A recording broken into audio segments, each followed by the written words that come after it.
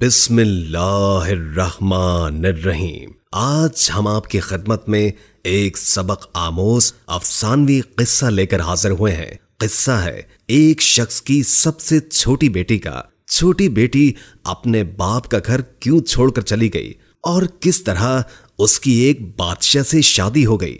जानने के लिए वीडियो को आखिर तक जरूर देखिएगा। एक दफा का जिक्र है कि एक सौदागर था जिसकी 3 बेटियां थी। इसकी तीनों बेटियां बेहद खूबसूरत थी, लेकिन छोटी वाली सबसे प्यारी थी। उस सौदागर को अपनी तीनों बेटियों से बेइंतहा प्यार था।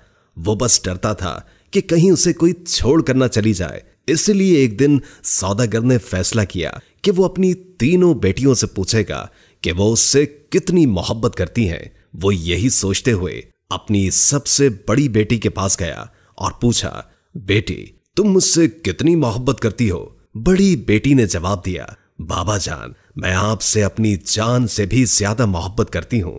बाप ये सुनकर बेहद खुश हुआ और अपनी बेटी को एक कीमती सोने की माला दी। फिर वो अपनी दूसरी बेटी के पास गया और उससे भी यही पूछा कि बेटी तुम मुझसे कितनी मोहब्बत करती हो? दूसरी बेटी ने जवाब दिया, बाबा मैं आपको इस पूरी दुनिया में सबसे ज्यादा चाहती हूं।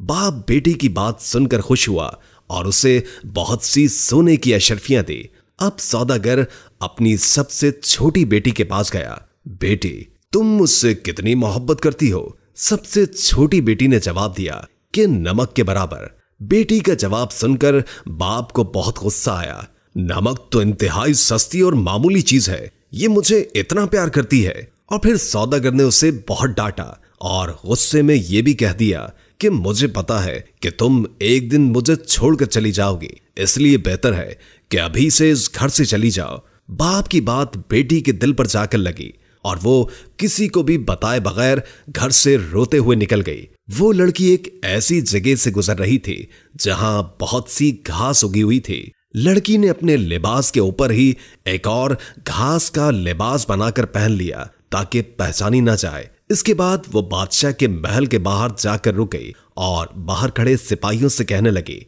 कि सुनो, मुझे कुछ काम की जरूरत है, क्या तुम मुझे काम पर रख लोगे? मुझे सब काम आता है। नहीं बीबी, हम ऐसे किसी को काम पर नहीं रख लेते, जाओ यहां से। लड़की उदास हुई लेकिन फिर से इसरार करने लगी, देखो मुझे काम की बहुत जरूरत है, मेरे लायक कोई तो काम होगा महल में।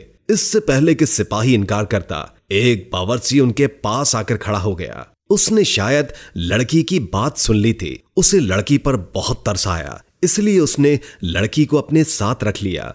बावर्ची ने उसे सारे काम समझाए और उसे उसके सोने की जगह भी दिखा दी जहां और भी औरतें थी। किसी को उस लड़की का नाम तो नहीं मालूम था, तो उसका घास वाला लिबास देखकर सबने उसका नाम घसियारी रख दिया। अगले दिन महल में हलचल मची कि बादशाह एक बहुत बड़ी तकरीब का इनेकाद कर रहे हैं, उसमें हर कोई शरीक हो सकता है। तमाम मुलाजिम औरतें अपने आप को संवारने में लग गई। जब तकरीब का दिन आया तो घसियारी ने जाने से इनकार कर दिया और कहा कि उसकी तबीयत ठीक नहीं है, और फिर सब उसे आराम का कहकर चले गए। कुछ ही देर के बाद घसियारी उठी, अपना घास वाला लिबास उतारा और एक खूबसूरत सी पोशाक पहन ली जो वो अपने साथ लाई थी, और फिर उस तकरीब में चली गई। वो इतनी खूबसूरत लग रही थी कि वहां तमाम हाज़रीन की नजरें उस पर उठ रही थी। हर कोई ताज्जुब में था कि इतनी हसीन लड़की कौन है। वहां बादशाह का बेटा भी मौजूद था। उसने जब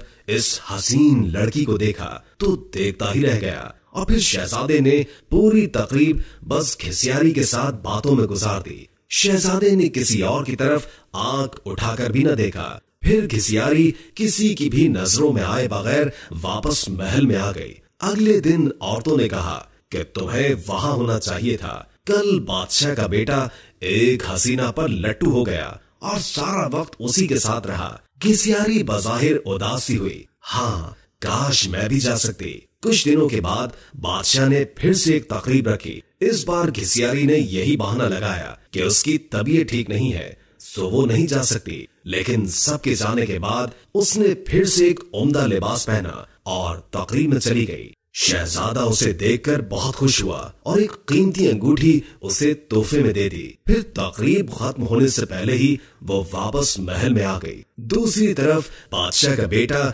सौदागर की इस छोटी सी बेटी पर फिदा होकर रह गया था। उसने फैसला किया था कि वो अपने बाप से इस लड़की का जिक्र जरूर करेगा। अब अगली तकरीब शहजादे ने खुद जानबूझकर रखवाई ताकि वो इस लड़की से मिल सके, लेकिन इस बार घिसियारी न आई। शहजादा उदास हुआ। बादशाह को घिसियारी के बारे में कुछ भी मालूम नहीं था, इसलिए वो परेशान हो रहा था कि उसका पता कैसे और किससे करे। एक दिन शहजादे ने महल के मुलाजमों से सागूदाना बनाने की फरमाइश की। घिसियारी को जब ये पता चला तो उसने खुद सागूदाना बनाने की ख्वाहिश का इजहार किया। उसे इजाजत दे दी गई। घिसियारी ने सागूदाना बनाने के बाद वही कीमती अंगूठी जो शहजादे ने उसे दी थी सागूदाने में डाल दी।